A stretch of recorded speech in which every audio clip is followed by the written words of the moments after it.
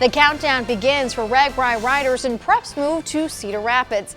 Pre-ride cyclists spent today, last night in town, and then they spent this morning riding through the city to check it all out. Brian Scott got up very early this morning to tag along, not on bike, but on foot, and he's here now to tell us all about this ride. How'd it go today, Brian? Well, it actually went really well today, Kelly. You know, it seems like just yesterday we were on the route last year checking things out, and now, believe it or not, there's only 49 days until RAGBRAI 2012 kicks off. So to make sure everything's ready, organizers are biking the entire route this week, and that meant that just like in July, they started off their day today here in Ellis Park, their Cedar Rapids campground. It's a good look at Ellis Park a month and a half from now, on a much smaller scale, of course. A lot more riders and a lot more people that come along with it. For about a dozen of these riders, it's day 5 of Mini-Bri, the true test of the July RAGBRAI route.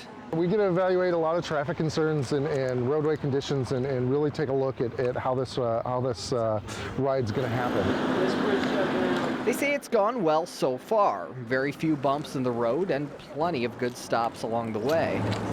Organizers say this is also a preview of all the RAGBRAI chaos, RAGBRAI business coming to these towns. Welcome to Cedar Rapids!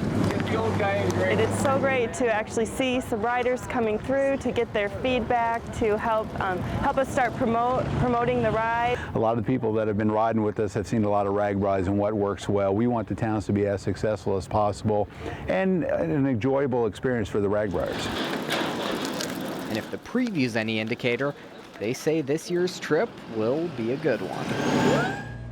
And as you saw in there, some of the characters of RAGBRAI already coming out a little bit early for the ride today as well. There were about 40 to 50 people on that ride today, just tagging along, trying things out as well. And as we said, things went pretty well. Organizers say if this ride's been any indicator, the only thing that could really get in the way this July is going to be the weather. They're hoping it'll stay like this. Covering the corridor in Cedar Rapids today, Brian Scott, CBS 2 News.